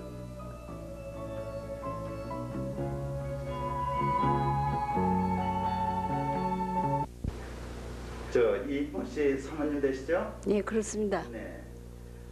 이인모 씨와는 언제 해수했습니까? 1950년 7월에 헤어졌습니다. 네. 집을 나가실 때 뭐라고 그러고 나가셨어요? 집을 나가실 때 한 3개월이면 돌아오니까 굳게 살 때 대해서 얘기했습니다. 3개월이면 돌아오겠다고? 예. 그때 나이가 어떻게 되셨나요? 저 말입니까? 네. 저 23살이었습니다. 23살. 그러면은 결혼을 언제 하셨습니까? 1948년에 했습니다. 네. 그러면은 이인모 씨의 그 당시의 직업은 군인이셨나요? 군인이었습니다. 군인이셨고. 예. 그리고 사모님은 그때 직업을 뭘 하셨습니까? 그 헤어질 때는 전에는 제가 결혼하댔는데. 교원. 예. 이게 교사구만요. 예. 네. 그때는 집에 있었습니다. 집에요. 예. 네. 그러면은 그 3개월이면 오신다고 하고선 이제 몇 년이 흘렀나요? 40년이 흘렀습니다. 40년. 예. 그럼 그동안 이인모 씨가 어떻게 계시다고 생각을 하셨나요? 꼭 어디 가든지 살아서 조국 통일에서 싸운다고 생각했습니다. 네. 그리고 지금 성함이 어떻게 되시죠? 저 말입니까? 네. 김수님이라고 합니다. 김수님 씨. 예. 지금 연세가 어떻게 되십니까? 65살입니다. 65. 아직도 예. 참 고우신데요. 그러면은 이렇게 자손은 몇 남매를 두셨나요? 딸 하나밖에 없습니다. 예. 그럼 그 딸이 아버지를 아시는가요? 사진에서 알고 있습니다. 사진으로. 예. 네. 그러면은 그 따님이 이제 금년 몇 살이나 됐나요? 금년에 42살입니다. 42살이 벌써. 우리가 나이 들어서 그 학교 때까지는 그닥 몰랐는데 대학에 가면서부터 그 다른 아이들이 다 이제 아버지하고 손목 잡고 다니고 길 때 내가 대학생복 입은 거 아버지가 좀 봤으면 좋겠다 하고 생각한 적이 있었습니다. 한시 앞에 만나고 싶습니다. 그런데 이 남선 당국자들이 지금까지 그 정말 40년 거의 되는 기간 그 옥살이를 이렇게 시키면서 정말 그 같은 천대를 하고 정말 인권유린을 이렇게 해왔는데 왜 아직도 이렇게 붙잡고 있는가? 이젠 보내줄 수 있지 않는가? 13살입니다. 할아버지 보고 싶어? 네. 할아버지 어떻게? 우리 할머니야 우리 어머니가 있는 이 여기로 꼭 보내주십시오. 어종희라고 합니다. 오정희. 예. 할아버지 얘기를 언제부터 들었나? 신문에 수기를 본 다음부터. 그 전에는? 그 전에는 할머니 어머니로부터 얘기를 많이. 할머니가 뭐라고 그랬어? 할아버지 돌아가셨다고 그래? 예. 그래 지금은 어떻게 했으면 좋겠어? 여느 때는 그렇게 생각을 못했었는데 수기를 본 다음부터는 한초 한초 죽음이 기다리는 30살은 억거를 꿋꿋이 이겨낸 자랑스러운 우리 할아버지를 빨리 만나고 싶습니다. 얘기가 있으시면 한 말씀 해주시죠. 오늘 이렇게 우리를 방문해 주셔서 감사합니다. 그러면서 저는 남편의 생각을 어느 한시도 잊어본 적이 없고, 특히나 유복자를 키우는 어머님이 돌아가실 때까지도 아들을 그리워하던 그 생각하면 정말 빨리 남편을 만나 할머님의 묘소에 가서 편지도 있은 바지 통과하고 싶다고 했는데 사실 제 마음도 같습니다.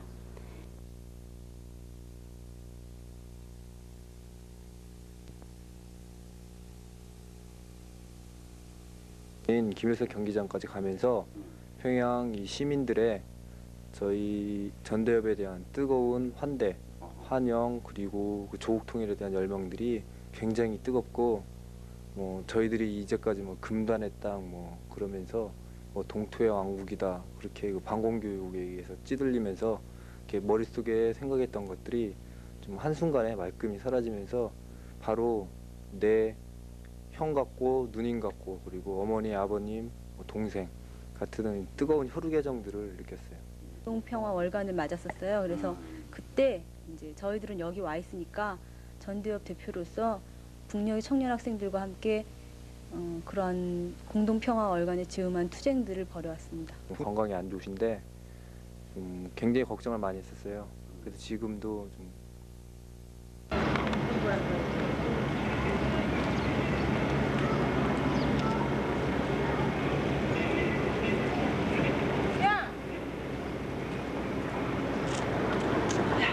박 선생님.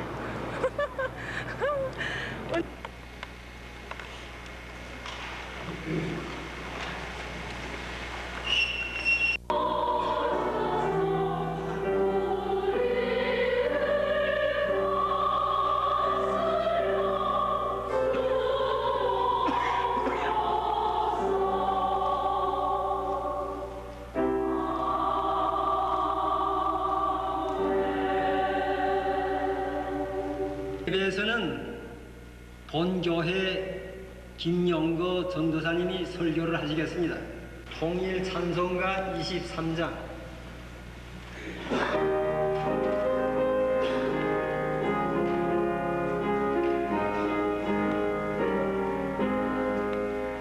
모두가 하나님의 뜻대로 하지 못하였던 것이 맞사옵니다. 저희들이 지은 죄가 참으로 두려웁니다. 이것은 진실한 그리스도인으로서의 권부를 다하지 못한다는 겁니다. 그러나 저희들이 지은 죄 아무리 중하다 하더라도 누구를 사하여 주시옵소서. 그리하여 이 자리가 지난날 공한 죄를 사함받은 제단으로 새로운 풍성한 은혜를 받는 제단으로 되게 하여 주시옵소서.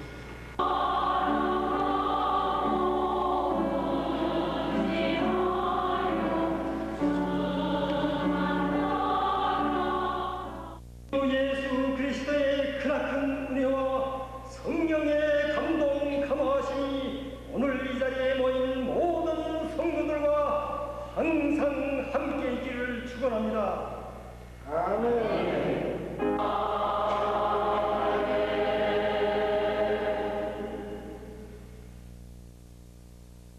안쓰럽게 보여주면서 이것을 우리는 소련에 민노벨을 주고 이렇게 건설했다 이런 말씀께서 하시고 있는 것을 크나큰 사람, 크나큰 영광으로 생각하고 있습니다. 이것을 해외에 있는 분들은 직접적으로 느끼시지 못하니까 그런 감정을 이제 다 잘 모르시죠. 세계 청년 학생 축전 개막 행사, 폐막 행사가 진행됐습니다. 그래서 경기장은 1986년 7월에 착공해서 2년 반 동안에 완공했습니다. 그래서 경기장이 자리를 잡고 있는 곳은 대동강동나도 섬입니다. 여기가. 그래서 우리 경기장은 모든 경기를 할 수 있는 종합 경기장으로 되어 있습니다. 그래서 경기장이 기본 경기장이고 이 뒤에 한 개 보조 경기장과 3개 축구 훈련장으로 형성되어 있습니다. 그래서 관람 수용 능력은 개별 좌석으로 15만 석으로 이렇게 되어 있습니다. 15만 석. 출입구가 78개인데 여기 들은 15만의 관람자들이 15분이면 다 빠져나갈 수 있게끔 이렇게 되어 있습니다. 그래서 내부는 기본 층수가 7층으로 되어 있고 기본 층수가 7층 밑에 지하가 한 층 더 있습니다. 그래서 총 8층으로 되어 있습니다. 그래서 여기가 2층인데 이 밑에 1층과 지하층에는 경기장 원형으로 돌아가면서 탁구관, 권투관을 비롯한 15가지 훈련관이 있습니다. 예, 여기 2층부터 5층까지는 상점 있고 휴게실, 기자들이 방들로 이렇게 되어 있습니다. 그리고 6층은 선수 침실입니다. 그리고 6층 실내에 900m에 달하는 실내 육상 고무줄 훈련장이 또 있습니다. 따로 있습니다. 그래서 거기서는 앞으로 비가 많이 오거나 눈이 많이 오는 경우에 선수들이 거기서 훈련을 진행하도록끔 이렇게 되어 있습니다. 저기는 게 텔레비전입니다. 지붕이 최양 직선 길이는 이 끝에서 최양 끝에서 바깥까지 총 100m입니다. 100m인데 저 지붕 아치에서 관람석 안쪽에 나온 게 60m이고 뒤에 40m로 이렇게 되어 있습니다. 그래서 관람자들이 비를 맞지 않고 관람할 수 있게끔 되어 있습니다. 그래서 이 둥그란 한 개의 경관에 100m짜리 트라스 아치가 12개가 들어가 있는데 이 지붕에만도 총 192개의 대형 트라스들로 조립되어 있습니다. 그래서 이 트라스의 무게가 보통 20여 톤이 넘기 때문에 이걸 밑에서 연결해가지고 통째로 다 들어올려서 조립을 했습니다. 그래서 이 트라스 올리는 공법이 1988년도 4월 스위스 제네바에서 열렸던 제16차 국제발명권대회에서 1등을 해서 구문상 수여받았습니다. 그래서 경기장 건설에는 그리고 화강석과 대리석이 한 9만여 평방미터 들었습니다. 도시설계 사업소 소재의 건축가가 했습니다. 나이가 한 50살 사람입니다. 여기 설계는 평양시 도시설계 사업소에서 300명의 기사 집단이 현재 나서 이 설계를 다 완성을 했습니다. 예. 여기 경기장 건설은 조선노동당 당원들로 모진 당원들 격대 3,500명이 동원돼서 2년 반 동안에 완공했습니다. 그래서 15만 건설을 위해서 일한 사람들 그리고 조국의 통일을 위해서 잘 싸우다 돌아가신 분들이 여기 안치되어 있습니다.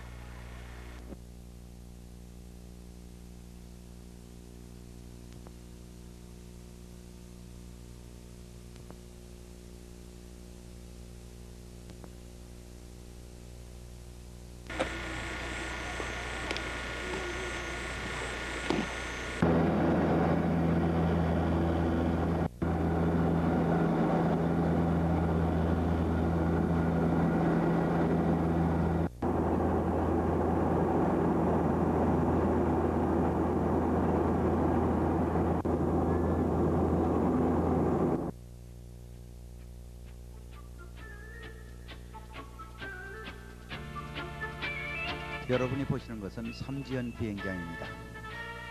지금 이분이 우리 조종사였습니다. 이 비행기로 평양에서 이곳까지 1시간 30분 걸렸습니다. 백두산은 섬지연에서 약 40km 떨어져 있습니다. 지금 눈 덮인 곳이 40km 정도 떨어져 있는데 온도 관계로 아스팔트가 굴곡이 심합니다. 지금 보시는 이 궤도 전차는 와야로 잡아당겨서 올라가는 그러한 궤도차로서 천지와 그 아래 백두역까지를 연결하는 단선 철도로 되어 있습니다. 이 시설을 2년 전에 완공을 했다고 합니다. 이 백두역에서 이 단선으로 와이어에 의해서 지금 올라가고 있습니다. 여기서 이제 교차가 되는 것입니다. 향도역에서 떠난 이 궤도차가 여기에서 교차됩니다. 따라서 지금까지는 와이어가 한 줄이었습니다만 이제 이 두 줄이 보이는 것은 두 차가 교차되기 때문에 여기 동쪽인데 지금 이 동쪽에 솟아있는 봉우리가 2,712m의 높이를 가진 향도봉입니다. 그래서 백두산이라고 할 때는 장군봉과 향도봉을 주봉으로 해서 이 천지둘레의 병풍처럼 둘러싸여 있는 2,600m가 넘는 16개의 봉우리들과 그 가운데 천지를 통틀어서 백두산이라고 합니다. 그래서 백두산의 마지막 화산 분출은 지금으로부터 92여 년 전인 1898년에 있었습니다. 그래서 원래 백두산은 해발 1000m가 되는 높고 낮은 산봉우리들이 여기저기 놀려져 있던 고원지대였습니다.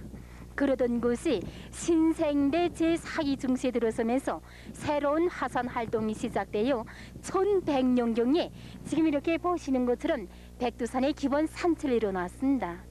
그래서 이 천지 물 둘레는 14.4km, 봉우리들의 둘레는 50유리나 됩니다. 장군봉 서남쪽으로 압록강이 흐르고 향도봉 동쪽으로 두만강이 시작됩니다. 앞이 북쪽인데 저 북쪽으로 흘러내려가는 강이 중국의 성화강입니다. 성화강. 네, 성화강. 그래서 천지물의 평균 깊이는 213.3m입니다. 213.3m이고 제일 깊은 데가 384m입니다. 그래서 천지 물량은 19억 5,500만立方메터입니다. 그래서 여기 천지 허반에는 여러 곳에 온천이 있는데 장군봉 밑에는 73도나 되는 백도 온천이 있습니다. 그리고 여기 천지에는 1984년도에 가져다 놓은 100마리 산천어가 수천 마리로 불어났습니다. 그리고 여기 천지에는 이따금씩 큰 짐승들이 내려와서 물을 마시고 가곤 하는데 1983년 9월 24일에는 약 500kg이 넘는 곰이 내려와서 지나가는 것을 발견했습니다. 그래서 백두산에서 제일 낮은 기온은 영하 47.5도입니다. 그래서 천지는 12월 말에 완전히 얼음으로 뒤덮여서 다음에 6월 중순에 가서야 그 얼음이 다 풀립니다. 그래서 겨울 기간에 오는 천지물의 얼음 두께는 평균 1.5m 정도입니다. 그래서 여기 백두산의 동서남북 그 어디에나 위대한 선생 김일성 원수님께서 항일에 수없이 펼쳐져 있습니다. 그래서 우리민들은 예로부터 저정의 산으로만 불러오던 백두산을 오늘에 와서는 혁명의 성산으로 궁지 높이 부르게 되었고 또 조선에서 제일 높은 조봉우리를 가리켜서 장군봉이라고 부르게 되었습니다. 그래서 오보이 수리님께서는 나라일에 그처럼 바쁘신 가운데서도 여러 차례 백두산에 오르셔서 강과했던 항일 무장투쟁 시기를 감히 깊이 회상하셨습니다. 단 친애 아닌 지도자 동지께서는 금강산이나 묘양산에 가게 되면 저국의 아름다움에 대해서 생각하게 되지만 백두산에 오르면 혁명을 하여야겠다는 결심이 더욱 굳어진다는 뜻깊은 말씀을 하셨습니다. 그래서 여기 백두산에서는 1989년 7월에 우리 조국 분단 44년 만에 처음으로 남조선의 전대 대표 림석영의 참가 밑에 국제평화대행진대 출정식이 성대에 진행되었습니다. 그리고 올해 8월 7일에도 조국 통일의 녀문을 안고 민족 분열의 장벽을 넘어서 또다시 우리나라에 찾아온 남조선의 전대 대표 박성희 학생의 참가 밑에 조국 통일 촉진 백두한나 대행진대 출정식이 성대에 진행되었습니다. 이상으로 백두산에 대한 간단한 강의 마치겠습니다. 모두 안녕히 들어가십시오. 지구촌 어느 곳에 살던 우리 한민족은 같은 생각, 같은 풍속을 이어가며 살고 있습니다. 그러나 같은 모국이면서도 가볼 수 없는 곳이기 때문에 우리의 관심이 있는지도 모르겠습니다. 워싱턴 미즈 방송의 해외 취재, 오늘은 1991년 9월 21일부터 10월 4일까지 북한 취재 내용을 보내드렸습니다. 지금까지 시청해주신 여러분께 감사의 말씀을 드립니다.